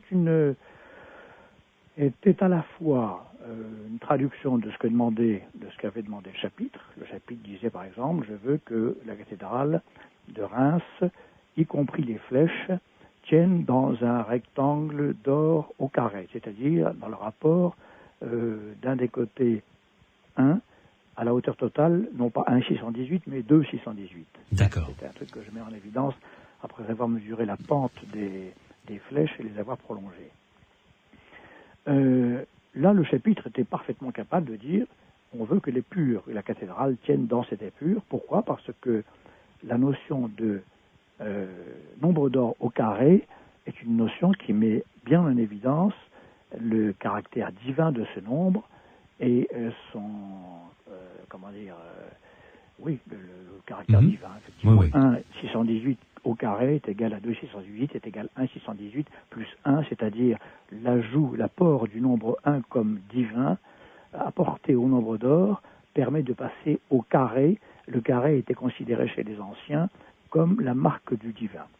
D'accord. La marque du sacré. Donc là, c'était ce que le chapitre avait demandé. Le chapitre pouvait parfaitement demander quelque chose comme ça. D'accord. Ensuite, l'architecte, lui, pouvait, à partir de là, sans doute, élaborer toute une géométrie qui lui permettait de faire passer tel et tel message, comme on l'a dit, par les rapports qu'établissait telle figure symbolique entre tel et tel élément de la cathédrale, eux-mêmes très symboliques. Mais même des messages alchimistes. Oui, alors là, ça c'est quelque chose dans lequel on ne peut pas se permettre de s'aventurer ce soir, parce que là, vraiment, il faut voir. Vous pensez à Amiens, effectivement. Oui. Et j'ai peut-être un deuxième livre en préparation, justement, sur la cathédrale d'Amiens, où il s'avère que la géométrie, justement, fait passer un message d'ordre alchimique en comprenant bien l'alchimie à ce niveau-là comme l'alchimie philosophique, c'est-à-dire comme la recherche d'une amélioration de soi, d'une perfection, d'une marche vers la perfection, à partir de la connaissance des lois de l'univers. Oui. Pour résumer. Et donc effectivement, toute la cathédrale d'Amiens est structurée sur d'abord l'expression de différents outils, l'alchimiste, le laboratoire, la tanore, oui. Effectivement, on arrive finalement à l'œuf alchimique lui-même, qui est symbolisé par cette rosace centrale. Et ce n'est pas la moindre des grandes surprises que j'ai eues de m'apercevoir que cette rosace centrale tenait dans le dièdre inversé d'une étoile à 5 branches à l'envers, qui elle-même est contenue dans un cercle circonscrit qui donne tous les points majeurs de la cathédrale. Voilà. Et ça a été une réelle surprise. Ça, c'était une réelle surprise et une très très belle surprise. Il faut reconnaître que Amiens, de ce point de vue-là, a été époustouflante aussi.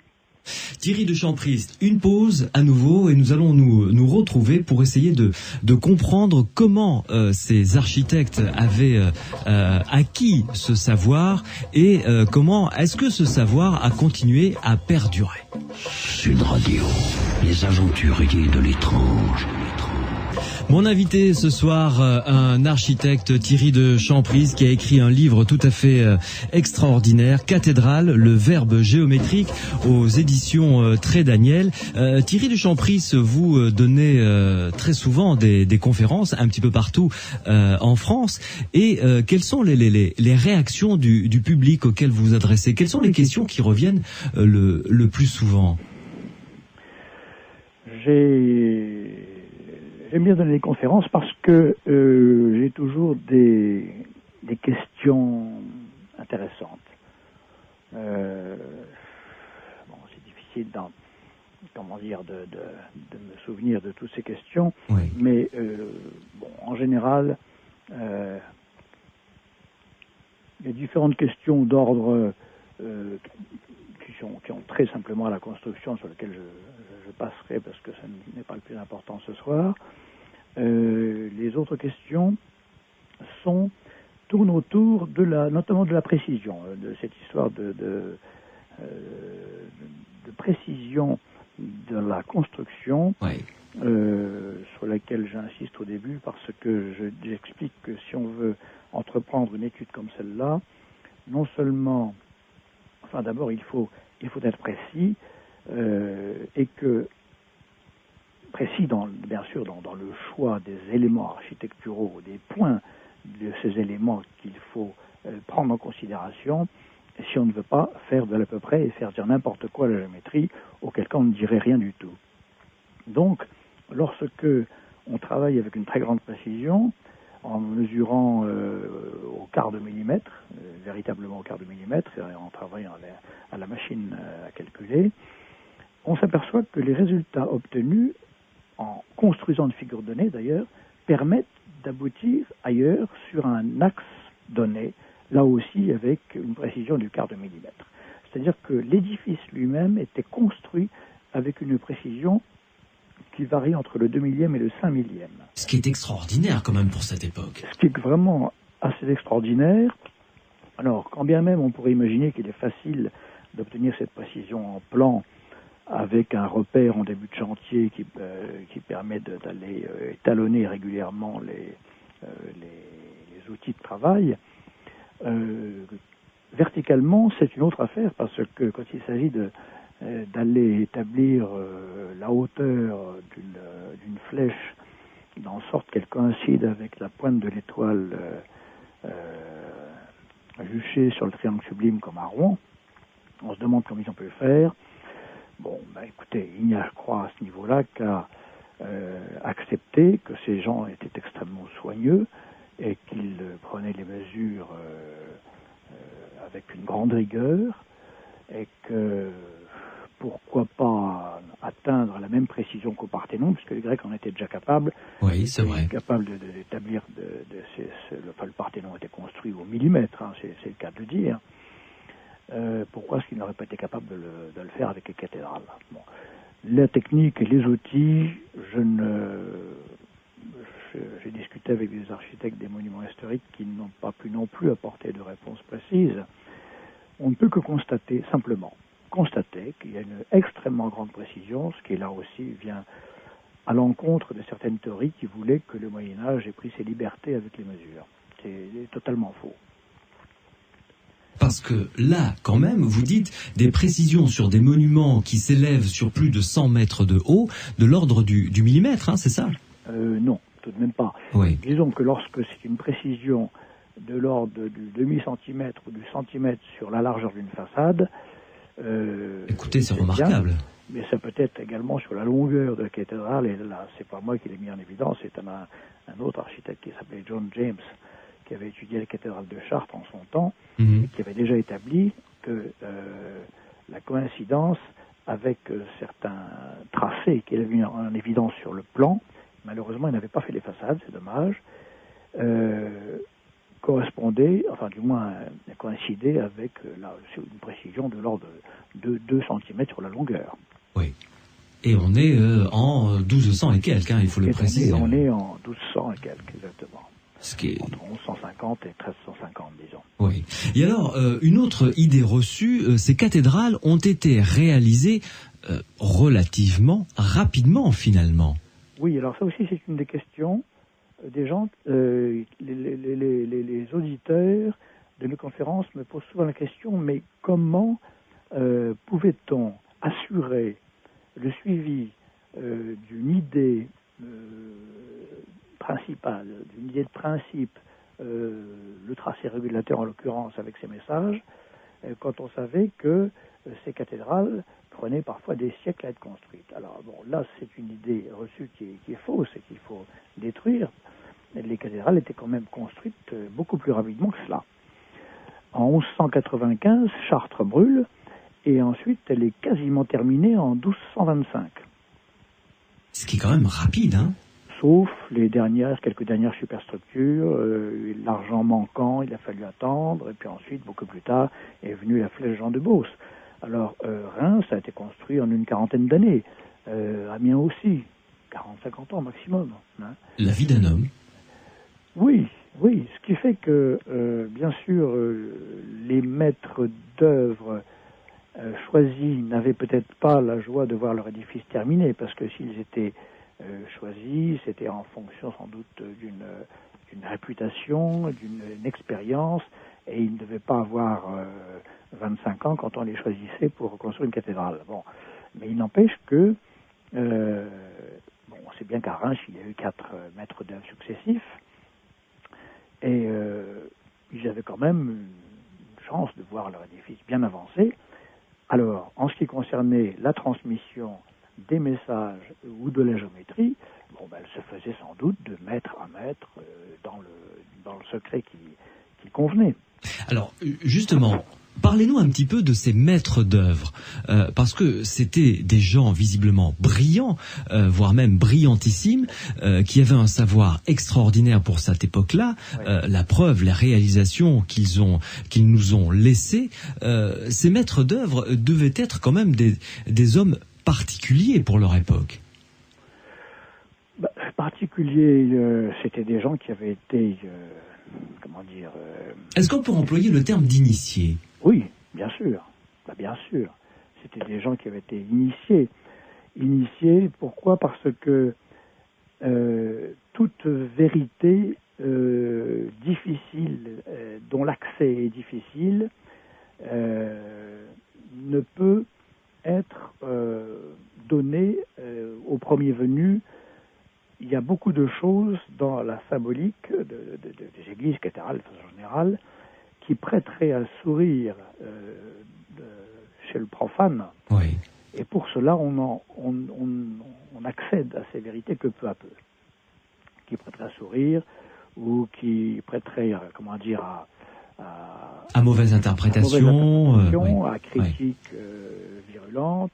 Et surtout de la part de l'Église à cette époque-là. Oui, bien sûr. Voilà, exactement. Surtout de la part de l'Église à cette époque-là, il ne faut pas oublier qu'il y avait l'Inquisition. Oui. Ils rigolaient pas. Non. Bon. Et donc, les maîtres d'œuvre qui pensaient peut-être d'une manière un peu plus large que ne l'aurait toléré l'Église, ils n'avaient pas envie de terminer sur le bûcher. Ce qui n'empêchait pas que ces gens-là, peut-être, sans doute même, avaient une grande foi ou avaient leur foi. C'était des gens d'une haute valeur morale, sans aucun doute. Mais c'était, au-delà de ça même, des gens éminents à tout point de vue, dans beaucoup de domaines. Et bien sûr qu'il y avait une science, une connaissance, y compris des origines de la chrétienté et des authenticités de la chrétienté, pour employer un terme plus précis. Oui. Donc vous êtes en train de authenticité qu'ils tenaient à rétablir dans leurs édifices. Tout en se cachant de la chrétienté de cette époque-là, avec tous les dogmes qu'elle représentait, et vous en parliez de l'Inquisition. Tout pas en se cachant, mais en prenant les précautions qu'il fallait. Ils intégraient ce qu'on leur demandait d'intégrer, bien sûr. Bien sûr. D'une part, mais aussi, il se peut fort bien que le chapitre n'ait pas été dupe et qu'il y a eu une entente tacite entre le chapitre et les architectes. Moi, je pense que c'est cela qui faisait. Le chapitre disait, d'accord, vous voulez insérer telle et telle image, tel symbole dans votre édifice. pourquoi pas, mais restez discret. Ah oui. Oui. Mais alors donc, vous êtes en train de nous dire là que depuis, je caricature peut-être, mais depuis l'Égypte, depuis la Grèce antique, comme ça, il y a eu une espèce de continuité dans, entre guillemets, l'initiation ou le savoir qui s'est transmis de manière orale jusqu'à ces maîtres d'œuvre qui nous ont laissé leurs œuvres sur les façades des cathédrales. Absolument. Absolument. C'est évident. Ça fait partie des découvertes que vous avez faites en étudiant ces façades, alors. Alors, on n'a pas parlé des nombres. Oui. Vous permettez qu'on en parle une seconde? Avec grand plaisir. Hein, parce que la géométrie a pour complément nécessaire le nombre, ou inversement. Bien. À partir du moment où j'ai découvert qu'il y avait ces géométries remarquables, chargées d'un langage non remarquable, je me suis dit, il faut absolument voir ce que les mesures en pied donnent, en mesurant les points clés de cette géométrie. Donc il a fallu que là je fasse un certain nombre de petites opérations pas faciles qui consistaient à retrouver le pied qui avait été utilisé pour chaque façade, parce que les pieds variaient à cette époque. Oui, non en seulement plus. d'un pays à l'autre, mais d'une cathédrale à l'autre, j'imagine. À l'autre, d'une équipe à l'autre. Ah, oui, il y avait une d'accord. dizaine ou une douzaine de pieds, si ce n'est plus, en usage à l'époque. Oui. Et donc, être certain de l'unité de mesure qui avait été utilisée. Voilà, bon. Ouais. Disons que je pense avoir retrouvé ces unités de mesure, dans la mesure où les résultats ont été, alors là, absolument époustouflants. Puisque à Reims, par exemple, on va prendre l'exemple de Reims. Reims est essentiellement structuré sur une étoile à 5 branches, dont les branches larges sont campées non pas sur les portails latéraux, mais sur la largeur totale à la base de l'édifice. Ensuite, les points clés de cette étoile nous donnent en nombre de pieds exactement la suite de Fibonacci, c'est-à-dire 21, 34, 55, 89 et 144 pieds, sur des points clés. Les 144 pieds arrivant notamment exactement à fleurer tous les pieds des rois de la galerie. 144 pieds... c'est pas dû au hasard, évidemment. Pardon ? Ça n'est pas dû au hasard, évidemment. Ça n'est pas dû au hasard. Pourquoi ? Parce que Reims était la cathédrale des sacres. Oui, où on sacrait les rois de France. Les rois étaient donc considérés comme rois de droit divin. Et lorsqu'on hissait les rois au sommet, enfin, jusqu'à venir reposer sur la branche horizontale de l'étoile à 144 pieds, c'était tout simplement parce que 144, d'abord, c'est un nombre biblique qui est cité plusieurs fois dans la Bible, notamment pour les mesures de la Jérusalem céleste, et le nombre d'habitants, 144 000, etc. D'accord. Mais en plus de ça, 144, c'est le carré de 12. C'est 12 fois 12. Le carré étant considéré comme divin, sacré, oui. 12 fois 12, c'était une manière de hisser les rois de la galerie au rang des apôtres du Christ. D'accord. Vous voyez ? Oui. Bon. Ça, c'est un message qu'on ne pouvait pas trouver si on ne construisait pas la géométrie et qu'on ne la mesurait pas. Plus loin encore, un des points clés de l'étoile, le cercle notamment qui rejoint les points d'intersection de toutes les branches, à son zénith, culmine à 153 pieds en désignant de façon précise les mains en prière de Clovis qui reçoit le baptême des mains de Saint-Rémy. 153 pieds. 153, c'est un nombre tout à fait remarquable. C'est égal, d'abord ça fait à l'envers pour la petite histoire, 3 fois 51 est égal à 153. Ensuite, c'est égal, c'est le nombre triangulaire de 17, c'est-à-dire 17 plus 16 plus 15 plus 14, ainsi de suite, jusqu'à 0. Or, les nombres triangulaires étaient des nombres qui, dans l'Antiquité, étaient fort utilisés pour des quantités de choses, dont les Romains l'utilisaient pour deviner leur propre avenir. Enfin bon, c'était un certain nombre d'histoires. Oui. Et puis, c'est égal encore à la somme des cubes de ses composants. 1 au cube plus 5 au cube plus 3 au cube est égal à 153. C'est encore égal à factoriel 1 plus factoriel 2 plus factoriel 3 jusqu'à factoriel 5.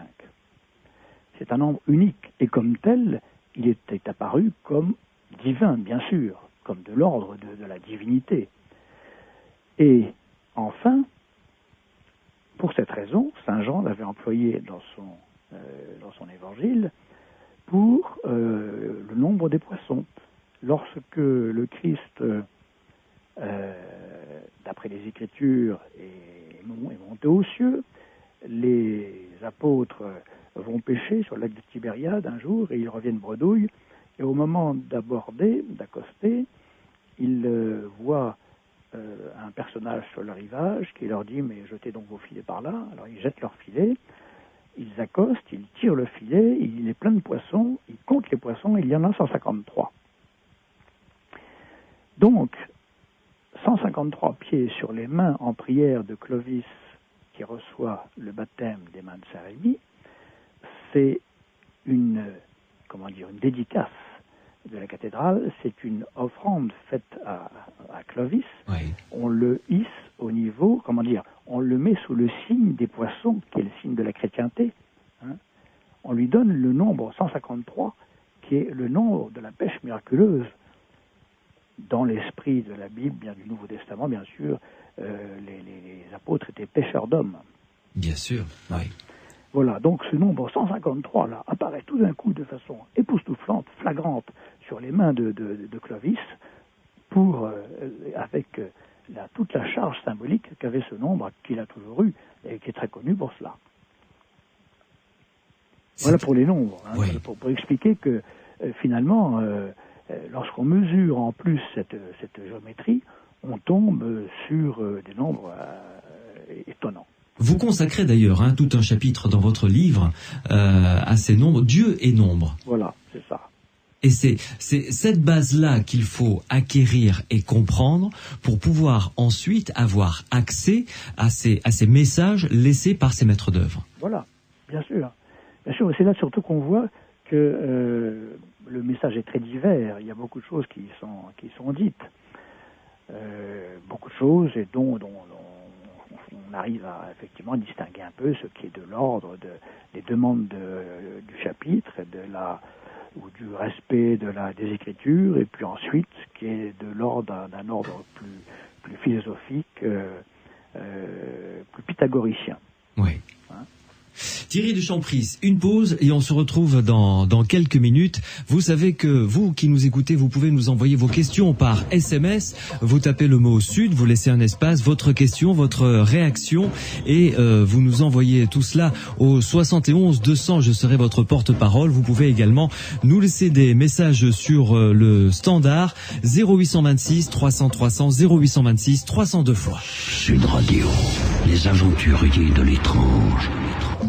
Nous parlons des cathédrales, nous parlons de l'œuvre des maîtres d'œuvre qui, dans les années 1190, 1200, 1220, nous ont laissé des messages absolument incroyables sur les façades des cathédrales.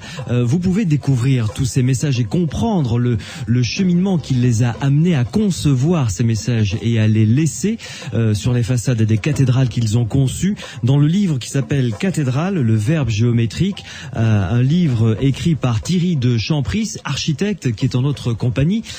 Thierry de Champris, il y a un SMS qui nous est arrivé et qui dit, vous êtes architecte, c'est comme ça que je vous ai présenté en tout cas en début d'émission, aimeriez-vous avoir à réaliser une cathédrale vous-même ? Oui, bien sûr. Ça aurait pu être non, pourquoi pas, je sais pas, mais... bien sûr, oui, comment est-ce qu'on peut refuser un programme pareil ? C'est vrai, c'est vrai. Et alors, comment vous y prendriez-vous ? Parce que là, maintenant, du coup, j'allais dire, vous êtes piégé, vous avez les clés, ou du moins une partie des clés. Comment je m'y prendrais ? Je crois qu'il se passerait sans doute la même chose qu'à l'époque, c'est-à-dire qu'en fait, le commanditaire a ses exigences, et puis moi, comme n'importe quel architecte, j'y mettrai ce que j'ai envie de mettre. Donc, autrement dit, vous glisseriez vous aussi un message comme eux ont laissé un message sur les façades avec les outils, les connaissances qu'ils avaient. Oui, avec en toute modestie aussi, parce qu'il est bien évident qu'aujourd'hui nous n'avons plus la même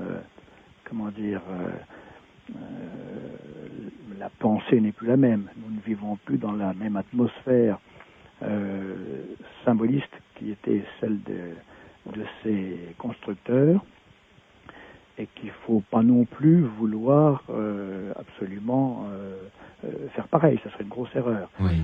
Chaque époque a sa symbolique, hein, et il y a aujourd'hui des choses qui sont dites différemment, d'une dimension différente, qui peuvent aussi être insérées à l'intérieur d'un édifice ou dans la ville. Oui. Vous avez cité quelquefois dans votre livre un grand architecte connu, Le Corbusier. Oui, je l'ai cité... Pour l'utilisation qu'il a fait lui aussi du nombre d'or. Oui, je l'ai cité parce que c'est tout de même une référence, même au-delà, bien sûr, du nombre d'or. Mais je l'ai cité parce qu'effectivement, on ne peut pas parler du nombre d'or sans parler de Le Corbusier, de son modulor. Oui. Mais disons que je ne sais pas jusqu'à quel niveau, jusqu'à quel point Le Corbusier était un homme, empreint de ce savoir qu'avaient ses maîtres d'œuvre. Empreint de symbolisme. Il était certainement. C'était un homme qui était très symbolique, mais qui était peut-être initié aussi, je ne peux pas le dire. Mais j'avoue que là-dessus, je ne saurais répondre.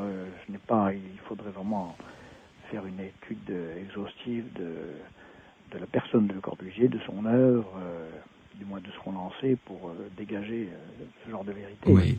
Dites-moi, Thierry de Champris, les maîtres d'œuvre qui ont travaillé sur ces cathédrales, Reims, Strasbourg, Amiens, Rouen, et les autres, Chartres également, ils avaient des plans.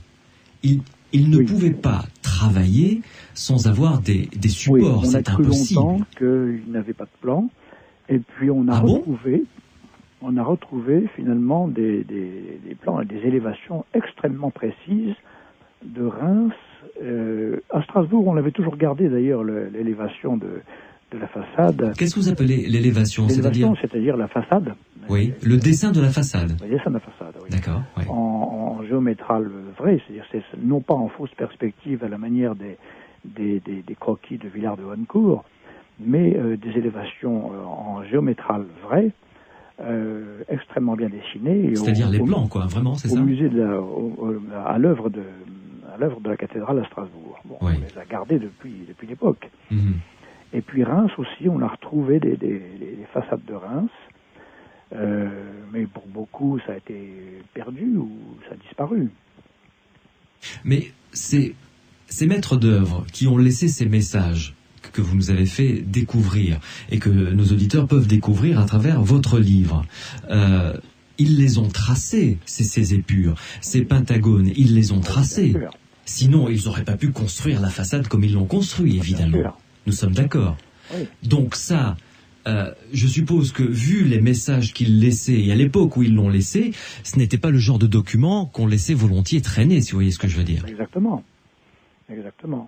Alors peut-être, faut-il admettre que les plans aient été ensuite ou détruits ou enterrés en un endroit secret de chaque édifice, ou simplement rangés et qu'ils aient disparu avec le temps. Je ne sais pas. Je ne saurais pas le dire. Je ne saurais pas le dire. Et bien évident que pour construire des édifices pareils, il fallait des plans, et ce qui ne dispensait pas ensuite de tracer des épures grandeur nature, comme on a pu en trouver dans les combles de certaines cathédrales ou sur les murs. On voit de temps en temps un tracé à Chartres, d'ailleurs. Si j'ai bonne mémoire, il existe un tracé comme ça, magnifique. Mais les plans, bien sûr, il en a fallu, bien sûr. Et donc, on ne les a pas retrouvés, ceux-là. Ces plans-là, qui racontent ces messages, ceux-là, on ne les a pas retrouvés. Non. Alors, on n'a jamais retrouvé alors, effectivement, c'est une des questions qui revient souvent. On n'a jamais retrouvé de preuves de ces tracés. Simplement, on a, en revanche, il existe, quant au nombre même, quantité de littérature. Alors, bien évidemment, il y a les testaments, Ancien et Nouveau Testament, mais ensuite il y a les écrits. Il y a des gens comme saint Thomas d'Aquin, comme saint Augustin ou autres, qui parlent des nombres et de la symbolique des nombres. Donc on sait qu'il y avait une symbolique des nombres. On sait aussi, alors là, ça c'est deux traditions, qu'il existe une symbolique de la géométrie. Mais c'est vrai qu'on n'a jamais retrouvé ces tracés régulateurs. Ouais. Et alors donc, ce qui veut dire que depuis cette époque-là, leur savoir s'est peut-être étiolé, perdu, fané, dispersé? Oui, la pensée... Parce que vous avez été obligé de faire un travail d'archéologue, de chercheur pour redécouvrir tout ça. J'ai fait un travail de chercheur simple, sans vouloir... me prétendre ni historien, ni archéologue, absolument pas. J'ai cherché le plus humblement possible et je n'avais pas à me forcer pour trouver des résultats éblouissants. Mais ce qui veut dire que ce savoir s'est perdu maintenant? Oui, je pense. Je pense que le savoir s'est perdu. Du moins... on peut continuer à faire des tracés régulateurs, ils n'auront pas du tout la même charge symbolique.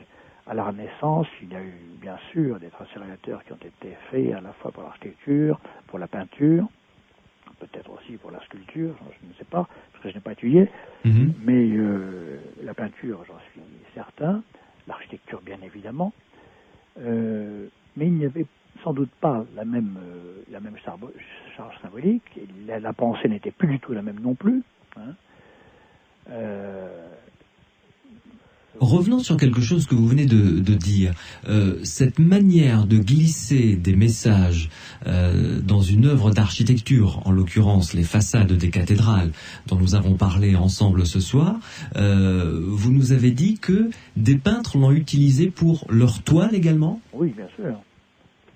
Bien sûr, il suffit d'étudier un petit peu là. C'est plus difficile parce que pour arriver à trouver des repères précis qui ne soient pas...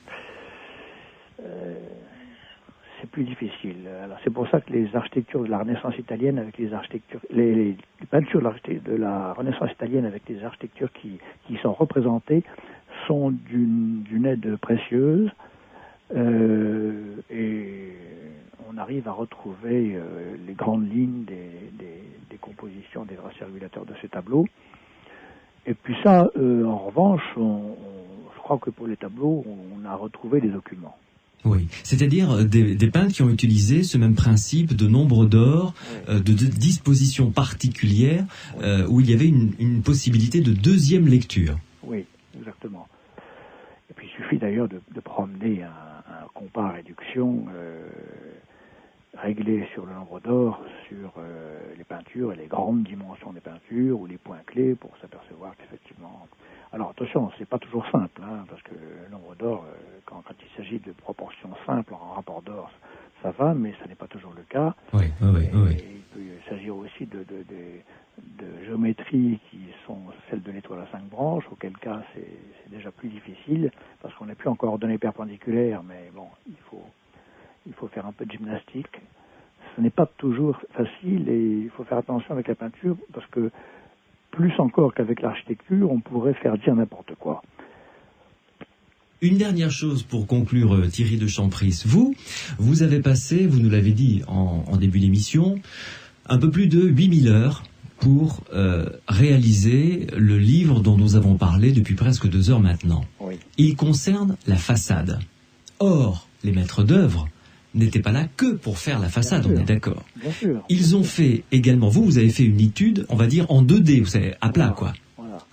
Donc, il y a peut-être d'autres messages glissés dans le volume, cette fois-ci, c'est-à-dire en 3 dimensions. Bien sûr, c'est absolument évident. Seulement là, c'est une étude tellement énorme qu'il faudrait des moyens que je n'avais pas pour le faire. Et puis, l'avenir est ouvert aux chercheurs. Mais alors, qu'est-ce qui peut bien nous attendre si quelqu'un entame ce genre de... Par exemple, si on numérise la cathédrale de Reims, dans sa totalité et très en détail, pour pouvoir travailler avec des volumes à l'intérieur, on risque d'avoir des surprises? Oui, pourquoi pas. Alors simplement, il faut quand même se rendre compte d'une chose, c'est que la façade d'une cathédrale, c'est quand même le frontispice de la chrétienté tourné vers la ville. Oui. C'est donc là qu'on va vraisemblablement dire le plus de choses. D'accord. Délivrer l'essentiel du message. Délivrer l'essentiel. Ouais. Alors, c'est pour ça qu'elles sont très riches. Sur le plan lui-même, si on développe, si on se promène à l'intérieur de la cathédrale, si on étudie le plan, le rythme des colonnes, les larges, les entr'axes, on trouvera des traces régulateurs d'abord qui sont pas toujours faciles à trouver dans la mesure où les cathédrales ont souvent subi des avatars de chantier, ou bien même ont dû s'adapter à des fondations existantes des cathédrales précédentes, ou au contraire éviter telle et telle chose qui existait déjà. Donc sur le plan, c'est pas toujours facile, les travées sont très souvent irrégulières, comme c'est le cas à Chartres. Il y a des déviations, il y a des scolioses, si vous voulez, à Chartres comme à Notre-Dame de Paris. Et donc c'est plus difficile d'arriver à trouver un tracé régulateur probant. Oui. Donc il y aura plus de mal. Oui. Et comme vous le dites si bien, c'est vrai que la façade, c'est là où est l'essentiel du message, voilà, quand même. Bien sûr. La façade, les façades. Oui, parce qu'il n'y a pas qu'une seule façade, évidemment, dans une cathédrale. Il y a aussi les côtés. Bien sûr. Les côtés, j'entends pas les autres façades principales, c'est-à-dire les façades des transepts, bien tout évidemment, à fait. comme à Chartres, dont les transepts sont superbes et qui mériteraient d'être eux aussi étudiés. Bon. Thierry de Champris, en tout cas, merci de nous avoir promenés comme ça à travers vos découvertes, et je recommande chaudement à ceux et celles qui nous écoutent. Bon, c'est un investissement parce que c'est quand même un beau livre, c'est un gros livre, mais l'offrir à un architecte, je pense qu'on doit pouvoir lui faire un cadeau extraordinaire, ou quelqu'un qui a envie de découvrir ce message des maîtres d'œuvre du Moyen-Âge, de la fin du Moyen-Âge. Cathédrale, le verbe géométrique, c'est aux éditions Trait Daniel. C'est un livre qui vaut 220 €, hein, c'est ça. Oui. Si, voilà, je veux pas dire de bêtises, mais franchement, c'est un très très bel investissement. Et alors, prochainement, enfin, je dis prochainement, excusez-moi, vu le boulot que ça représente, vous allez revenir sur la façade de la cathédrale d'Amiens. Peut-être, si j'en ai le temps. Bon. Écoutez, allez-y, on vous attend. D'accord. Merci beaucoup en tout cas Thierry de Champris. Merci beaucoup. Merci. Et je vous souhaite une bonne fin de soirée. Au revoir. Au revoir. Sud Radio. Samedi et dimanche, 22h minuit. Louis Bénédit, les aventuriers de l'étrange. Che Silorio Massarini sostiene Regina Forza.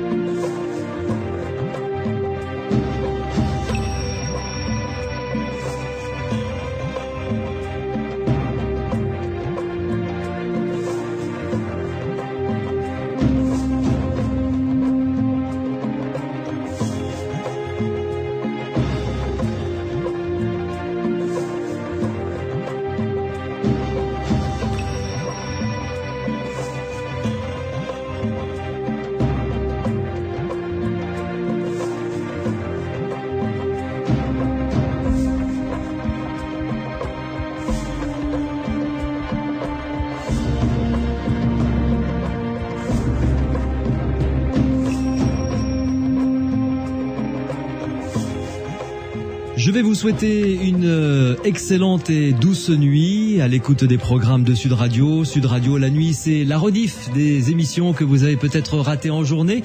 Donc vous pouvez rester en notre compagnie. Restez également en notre compagnie toute cette semaine à l'écoute des programmes de Sud Radio. Quant à moi, avec toute l'équipe des Aventuriers de l'étrange, j'aurai le plaisir de vous retrouver samedi et dimanche prochain. Au programme de samedi prochain, nous parlerons d'un astrophysicien français qui a été un astronome français qui a été un des plus grands scientifiques de son époque. Son nom est connu, évidemment. Il s'agit de Camille Flammarion. Il est connu pour ses travaux en astronomie, mais il est peut-être moins connu pour tous les travaux qu'il a réalisés, ses études concernant l'au-delà. Vous vous doutez bien que c'est ce deuxième aspect qui va nous intéresser samedi prochain. Dimanche prochain, nous parlerons de l'art médiumnique. Des médiums ont fait, lorsqu'ils étaient en transe, des tableaux. Alors, est-ce que ces tableaux représentent ce qu'il y a derrière le rideau de la mort? Nous tâcherons de répondre avec nos invités à ces questions. Si vous avez vécu vous-même quelque chose de particulier, d'étrange, vous pouvez, vous le savez, venir nous poser des questions, nous laisser vos témoignages. Pour cela, il y a plusieurs moyens.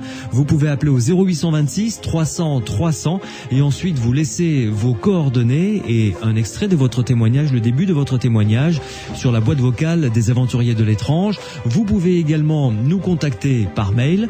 Notre email, c'est étrange au singulier @sudradio.fr, étrange au singulier @sudradio.fr, ou tout simplement encore nous écrire, si c'est peut-être plus simple pour vous, les Aventuriers de l'étrange, Louis Bénédy, Sud Radio, 4 place Alphonse Jourdain, 31 071 Toulouse, CEDEX. Merci à Pierre Macias qui me donne un fier coup de main pour construire ces émissions, Grégory qui les réalise et Karine qui est au standard. Bonne soirée à vous, bonne nuit et à samedi et dimanche prochain.